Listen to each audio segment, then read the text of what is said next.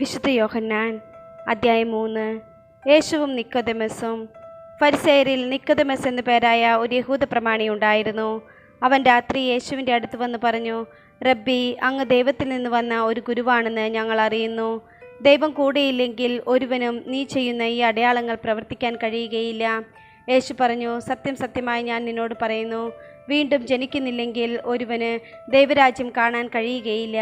നിക്കോദെമസ് ചോദിച്ചു, പ്രായമായ മനുഷ്യന് ഇത് എങ്ങനെ സാധിക്കും? അമ്മയുടെ ഉദരത്തിൽ വീണ്ടും പ്രവേശിച്ച് അവന് ജനിക്കുവാൻ കഴിയുമോ? യേശു പ്രതിവചിച്ചു, സത്യം സത്യമായി ഞാൻ നിന്നോട് പറയുന്നു, ജലത്താലും ആത്മാവിനാലും ജനിക്കുന്നില്ലെങ്കിൽ ഒരുവനും ദൈവരാജ്യത്തിൽ പ്രവേശിക്കുക സാധ്യമല്ല. മാംസത്തിൽ നിന്ന് ജനിക്കുന്നത് മാംസമാണ്, ആത്മാവിൽ നിന്ന് ജനിക്കുന്നത് ആത്മാവും. നിങ്ങൾ വീണ്ടും ജനിക്കണമെന്ന് ഞാൻ പറഞ്ഞതുകൊണ്ട് നീ വിസ്മയിക്കേണ്ട. കാറ്റ് അതിനിഷ്ടമുള്ളിടത്തേക്ക് വീശുന്നു, അതിൻ്റെ ശബ്ദം നീ കേൾക്കുന്നു, എന്നാൽ അത് എവിടെ നിന്ന് വരുന്നെന്നോ എവിടേക്ക് പോകുന്നെന്നോ നീ അറിയുന്നില്ല. ഇതുപോലെയാണ് ആത്മാവിൽ നിന്ന് ജനിക്കുന്ന ഏവനും. ഇതെല്ലാം എങ്ങനെ സംഭവിക്കുമെന്ന് നിക്കോദെമസ് ചോദിച്ചു. യേശു പറഞ്ഞു, നീ ഇസ്രായേലിലെ ഗുരുവല്ലേ, എന്നിട്ടും ഇക്കാര്യമൊന്നും മനസ്സിലാകുന്നില്ലേ? സത്യം സത്യമായി ഞാൻ നിന്നോട് പറയുന്നു, ഞങ്ങൾ അറിയുന്നവയെപ്പറ്റി സംസാരിക്കുന്നു, കണ്ടവയെപ്പറ്റി സാക്ഷ്യപ്പെടുത്തുന്നു, എന്നിട്ടും ഞങ്ങളുടെ സാക്ഷ്യം നിങ്ങൾ സ്വീകരിക്കുന്നില്ല.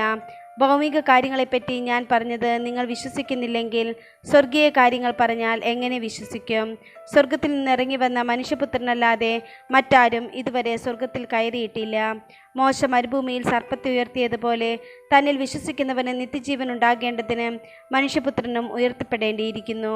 എന്തെന്നാൽ അവനിൽ വിശ്വസിക്കുന്ന ഏവനും നശിച്ചു പോകാതെ നിത്യജീവൻ പ്രാപിക്കുന്നതിന് വേണ്ടി തൻ്റെ ഏകജാതനെ നൽകാൻ തക്കവിധം ദൈവം ലോകത്തെ അത്രമാത്രം സ്നേഹിച്ചു. ദൈവം തൻ്റെ പുത്രനെ ലോകത്തിലേക്ക് അയച്ചത് ലോകത്തെ ശിക്ഷയ്ക്ക് വിധിക്കാനല്ല, പ്രത്യുത അവൻ വഴി ലോകം രക്ഷ പ്രാപിക്കാനാണ്. അവനിൽ വിശ്വസിക്കുന്ന ഒരുവനും ശിക്ഷയ്ക്ക് വിധിക്കപ്പെടുന്നില്ല. വിശ്വസിക്കാത്തവനും ദൈവത്തിൻ്റെ ഏകജാതൻ്റെ നാമത്തിൽ വിശ്വസിക്കായ്ക മൂലം നേരത്തെ തന്നെ ശിക്ഷയ്ക്ക് വിധിക്കപ്പെട്ടിരിക്കുന്നു. ഇതാണ് ശിക്ഷാവിധി. പ്രകാശം ലോകത്തിലേക്ക് വന്നിട്ടും മനുഷ്യർ പ്രകാശത്തേക്കാൾ അധികമായി അന്ധകാരത്തെ സ്നേഹിച്ചു, കാരണം അവരുടെ പ്രവൃത്തികൾ തിന്മ നിറഞ്ഞതായിരുന്നു.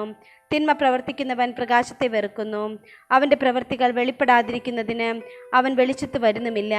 സത്യം പ്രവർത്തിക്കുന്നവൻ വെളിച്ചത്തിലേക്ക് വരുന്നു, അങ്ങനെ അവൻ്റെ പ്രവൃത്തികൾ ദൈവൈക്യത്തിൽ ചെയ്യുന്നവയെന്ന് വെളിപ്പെടുന്നു. സ്നാപകൻ്റെ ദൗത്യം. ഇതിനുശേഷം യേശുവും ശിഷ്യന്മാരും യൂദയാദേശത്തേക്ക് പോയി. അവിടെ അവൻ അവരോടൊത്ത് താമസിച്ച് സ്നാനം നൽകി. സാലിമിനടുത്തുള്ള ഏനോനിൽ വെള്ളം ധാരാളം ഉണ്ടായിരുന്നതിനാൽ അവിടെ യോഹന്നാനും സ്നാനം നൽകിയിരുന്നു. ആളുകൾ അവൻ്റെ അടുത്ത് വന്ന് സ്നാനം സ്വീകരിച്ചിരുന്നു.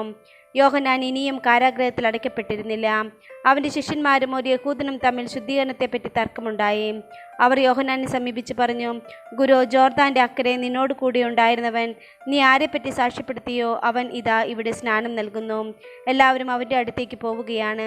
യോഹന്നാൻ പ്രതിവചിച്ചു, സ്വർഗത്തിൽ നിന്ന് നൽകപ്പെടുന്നില്ലെങ്കിൽ ആർക്കും ഒന്നും സ്വീകരിക്കാൻ സാധിക്കുകയില്ല.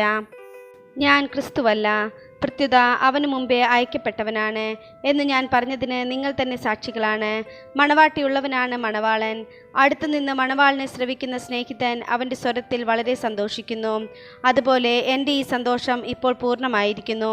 അവൻ വളരുകയും ഞാൻ കുറയുകയും വേണം.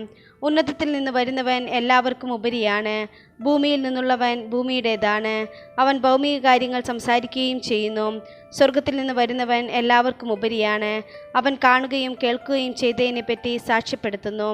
എങ്കിലും അവൻ്റെ സാക്ഷ്യം ആരും സ്വീകരിക്കുന്നില്ല. അവൻ്റെ സാക്ഷ്യം സ്വീകരിക്കുന്നവൻ ദൈവം സത്യവാനാണ് എന്നതിന് മുദ്ര വയ്ക്കുന്നു. ദൈവം അയച്ചവൻ ദൈവത്തിൻ്റെ വാക്കുകൾ സംസാരിക്കുന്നു. ദൈവം അളന്നല്ല ആത്മാവിനെ കൊടുക്കുന്നത്. പിതാവ് പുത്രനെ സ്നേഹിക്കുന്നു, എല്ലാം അവൻ്റെ കൈകളിൽ ഏൽപ്പിക്കുകയും ചെയ്തിരിക്കുന്നു. പുത്രനിൽ വിശ്വസിക്കുന്നവന് നിത്യജീവൻ ലഭിക്കുന്നു, എന്നാൽ പുത്രനെ അനുസരിക്കാത്തവൻ ജീവൻ ദർശിക്കുകയില്ല. ദൈവകോപം അവൻ്റെ മേൽ ഉണ്ട്.